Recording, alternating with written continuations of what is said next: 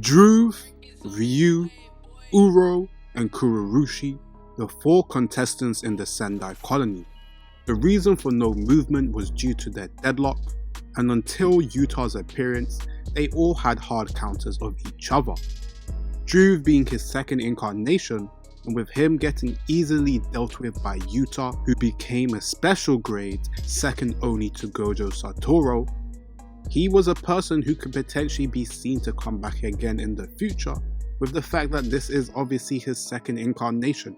I think the specification of that means that why he was dealt so easily with YUTA means he could come back similar in a way that Kurorushi did.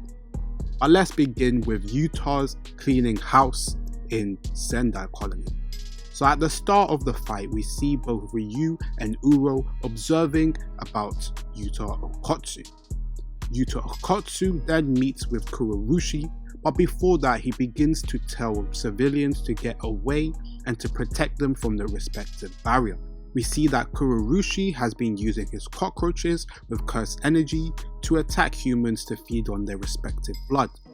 Yuta then uses Rika to smash the bridge to destroy some of these cockroaches, and these cockroaches begin to engage with Yuta. The first thing that Ryu says is that his output isn't all that, which is surprising because Yuta has near to bottomless cursed energy. We then get to the part where square up, and I believe Kurorushi has been a little bit underrated, and we begin the first conflict between the roach curse. First thing that's important with the roach is that Kenjaku freed him from cursed spirit manipulation, and it indicates to us as the audience that Kenjaku has a huge arsenal of curses. We then get Yuta's first declaration that he will kill Kenjaku himself and will obtain 400 points. So Kurorushi with his life-festering sword, we see Yuta slice off his arm, and then the conflict begins. Yuta then uses an elbow to send Kurorushi flying, and Kurorushi begins to actually fly with his wings to then target Yuta. We see Yuta jump from the bridge and use his sword to try destroy his respective cockroaches, but we see that Kurorushi blocks while he's also being watched in the fight by Uro and Ryu. One thing that is important is that Yuta wanted to keep a secret that he could use positive energy from reverse curse technique, as well as the fact that he could use RCT in general. So his main aim was to try exercise Kurorushi without using RCT or Rika. We then see Kurorushi summon his earthen insect chance.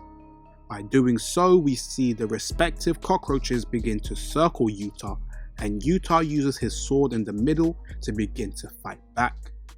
As he's fighting back and getting distracted by the respective insects, Kurorushi darts at him with his life-festering sword. We see that Yuta blocks, but due to the other insects from the back, we see them begin to rip up his arm from the back, and this is the first time that we see him use RCT. After then, he destroys the respective insects, and then is hit by a sword into the middle of his body by Kurorushi. We see Yuta begin to then bleed, and he's on the ground looking like he's about to lose and be devoured by Kurorushi. Yuta then waits for him to get close, and gets close to his face, and outputs positive energy into the mouth of Kurorushi as he gives him the kiss of death. This causes Kurorushi to die straight away, and we see that he gains 5 points for killing Kurorushi. We also see Ryu and Uro begin to find out that he has reverse curse technique, and Uro begins his conflict with Yuta. So when we start with the conflict with Yuta, we see that Uro first pushes him away with her technique, and then we see that she has used a high level of destruction damage. We see the rocks and the area being destroyed. Uro then begins the hand-to-hand combat and sends a punch to Yuta on his shoulder. We then see Yuta begin to try counter, but Uro uses her ability of sky manipulation where she can manipulate space to prevent himself from attacking. This causes his body to be distorted, and then she sends an elbow to his face. She uses her curse technique in combat to prevent opponents from fighting back. This is where we get the complete analysis of her technique, where she treats the sky as a surface. We also see that she uses a binding vow because she's disclosing her curse technique, and from what we've seen in the series, by disclosing your technique you get a power buff to your respective technique. We also see that her attacks can bypass guard, and then it was the reason why YUTA was sent flying. YUTA then begins to have a conversation with Uru and ask him if she will not complain about being killed.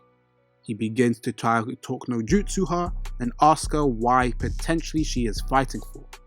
We also potentially learn something important with the fact that she said that she's come back from the underworld. If this is literally an underworld, meaning that there could potentially be an afterlife, but regardless of this, she has accepted this chance from Kenjaku to come back and deal with her respective trauma from her past. We also learn something important which can indicate that YUTA is from the Fujiwara clan, with Uru making potential comparisons between the two. We then see Ryu with his first introduction of using his curse technique of curse energy discharge and one of his technique names of Granate Blast.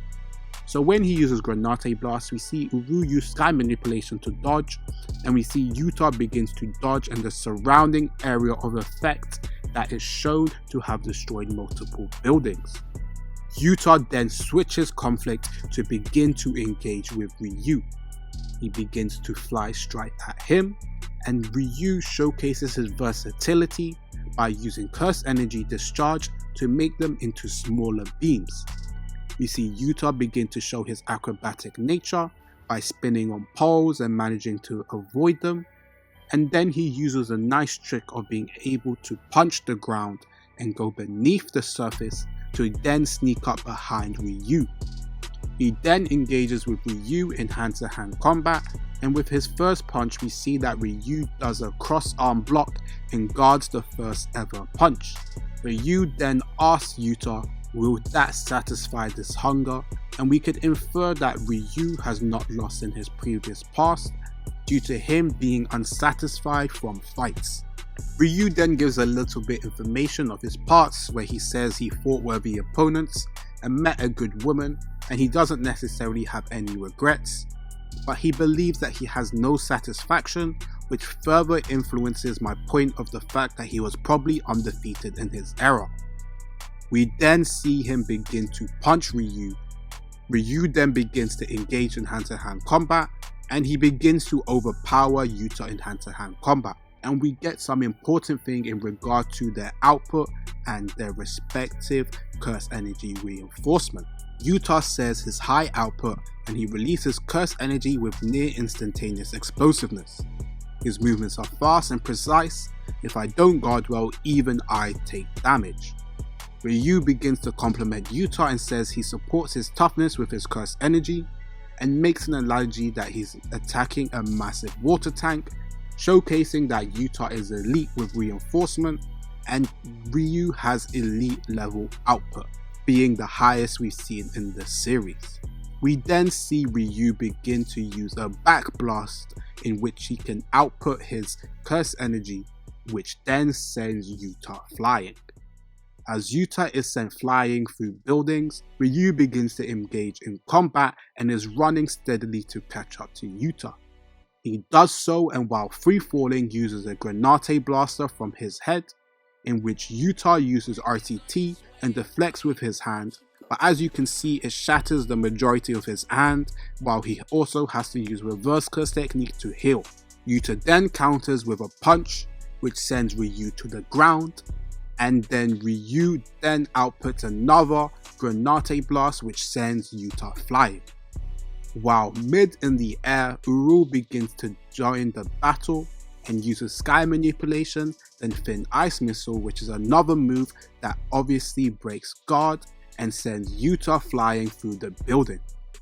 We then see Ryu begin to get angry because he doesn't want someone tag teaming in his respective fight, and then he sends a Granate Blaster at Uru, who uses sky manipulation to send the blast right back at Ryu. YUTA with obviously been using RCT based on their information from Ryu, and he has stated that he used it every time Kururushi, Uro, and himself used their big moves. This just showcases how YUTA has near to bottomless curse energy and has the highest probably curse energy reserves we've currently seen in the series, and he decides that this means he needs to bring Rika and begin to fight at full strength. So this being the first time we fully seen Rika, the Shikigami Rika, after volume 0, and we begin to learn some important things. Now depending on which translation you get, the Viz translation says Rika is Okotsu's curse technique, whereas the TCB says that Rika is an external storage. And these are the things that he gets when Rika is fully manifested. He gets to use his curse technique of mimicry, Rika's complete manifestation. He also gets an access to curse tools which Rika keeps in her storage, and a constant curse energy supply from Rika, so he can only maintain the sustained connection for 5 minutes.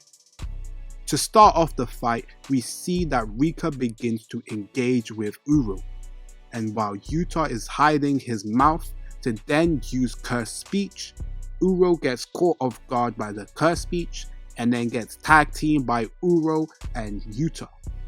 One key thing is that YUTA is also using the steel gauntlets that he got from Rika's external storage, and she manages to tank the double blow from both of them, but it's also important to notify that YUTA went into this fight not trying to kill the respective sorcerers to get their points.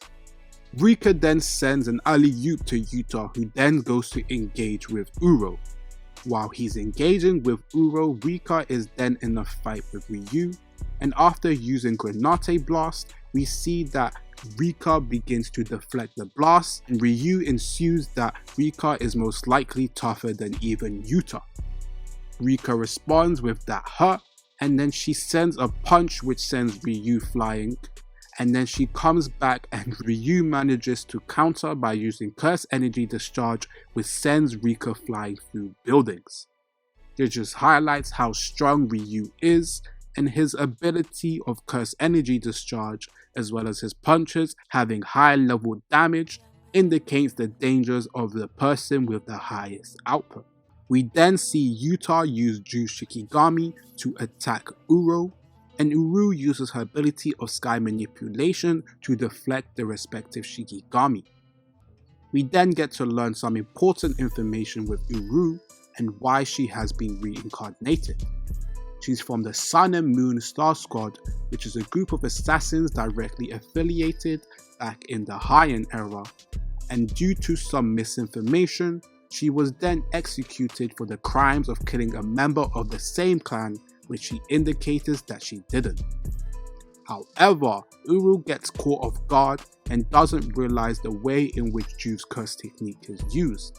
The trajectories of the Shikigami constitute to a domain, meaning it's basically like a sure hit effect, and she's caught off guard and is slashed by the multiple Shikigamis. Uro then finds out what Yuta's curse techniques of being mimicry, and then we begin the final conflict with all 3 combatants being near each other. YUTA then tries to talk no jutsu Uro again, who then blocks his respective punch, and then we get to a point where she gets angry with YUTA trying to tell her to do something different from her respective plans. Ryu then gets angry listening to these words, YUTA gets fed up trying to talk to her, and Uru gets fed up trying to talk, and we get one of the coldest panel where we get our first ever 3-way domain expansion. So, one thing that is important is that a 3-way domain expansion works even more tricky than the respective domain expansion. In overlapping domains, the can't miss attacks are cancelled out, and in order to avoid giving Yuta the initiative, Ishiguri and Uro needed to keep Rika out of the barrier, so they were trying to use their techniques as soon as possible. Ryu had knocked Rika over 20 meters away, meaning that before the construction of the domain would happen, Rika would not be able to get back in time, and then the respective moment of the domain would have occurred. However, Kururushi is then revived, and outside the barrier, reinforced cockroaches were distracting Rika, and before going dormant, Kurorushi had reproduced pathogens after the parent's exorcism. So the cursed energy of fear throughout Japan was once more poured into the child.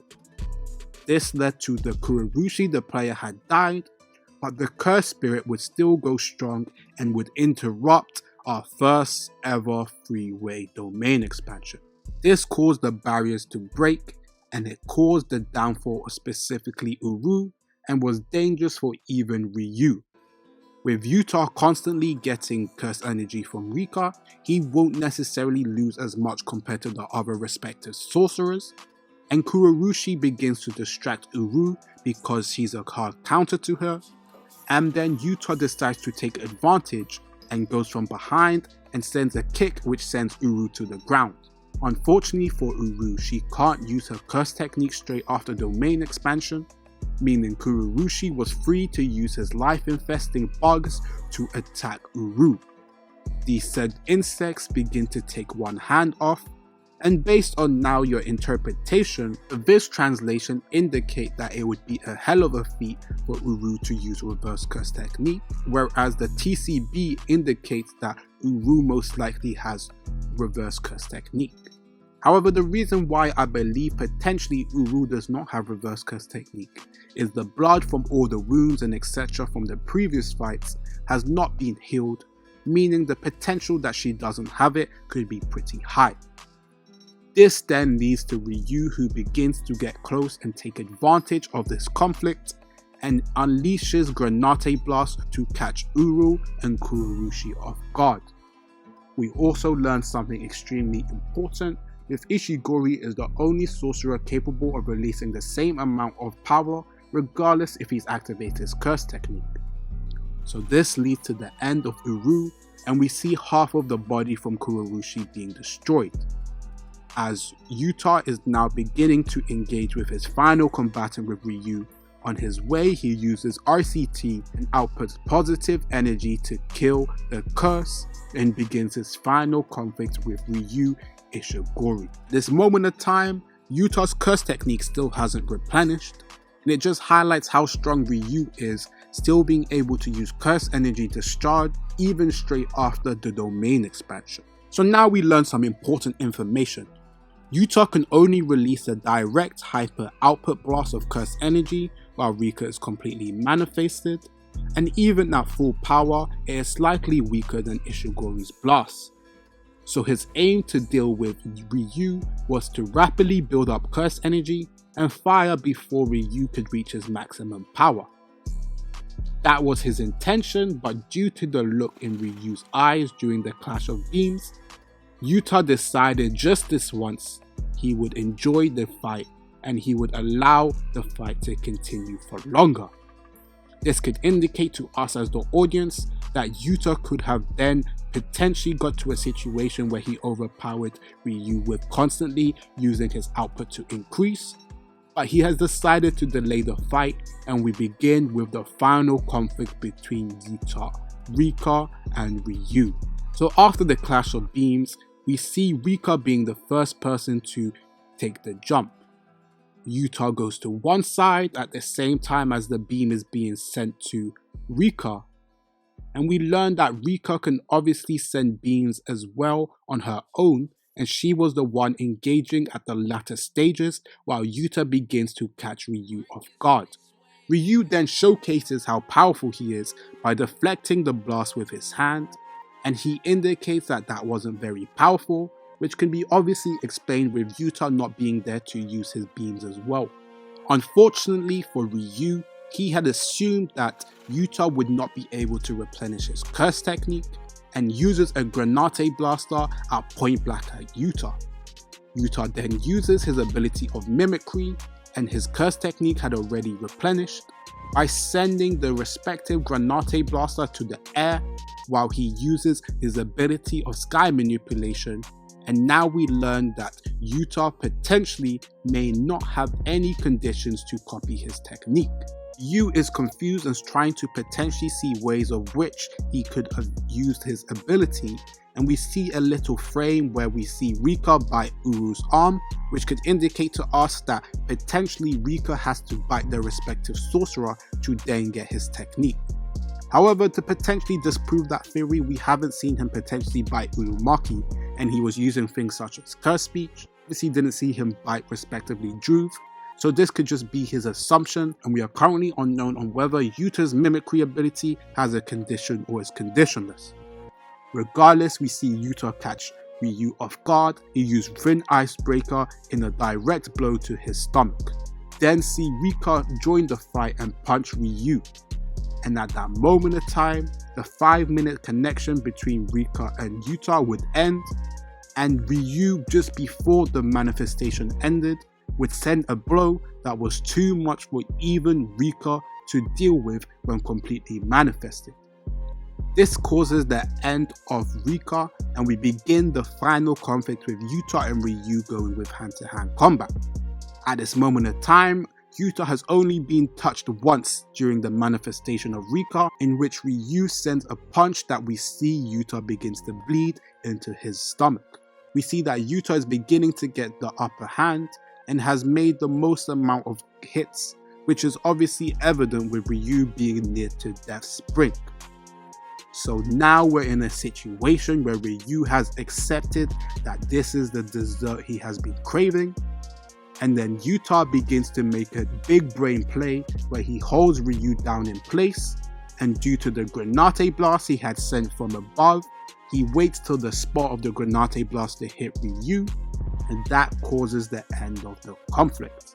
This just shows how much of a genius somebody such as Yuta is, because in hand-to-hand combat, if that had gone on for longer, we could insinuate that Ryu would have been able to overpower Yuta even after being replenished from Rika. This is because Ryu is such a dangerous hand-to-hand fighter, so to make sure he could win while still enjoying the battle, he used a big brain move in which he redirected the beam, made sure Ryu was in the right spot, and then held him down for the final conflict and for him to finish his final battle. This led to the end of the Sendai colony, in which Yuta came in on top in a high stakes battle with 2 elite special grades and 1 special grade curse. We learned that Yuta obviously was not trying to kill them because he wanted the points, and he said if it wasn't for that respective thing, he potentially could have killed these sorcerers. We then learned that Uro also didn't die, and that Ryu's blast must have been weaker after the domain expansion, meaning that a potentially full blast Grenade Blaster could have killed Uru. Regardless of this led to the end of the conflict, and it showcased how Yuta is an elite sorcerer and worthy of being the title of second to Gojo Satoru. And then we saw Miwa also pull up, which is going to be an interesting plotline we see in the future. But thank you for listening to this review. This will be the end of the breakdown of the Sendai colony, and make sure to like, comment, share, subscribe, and let me know your opinions down below.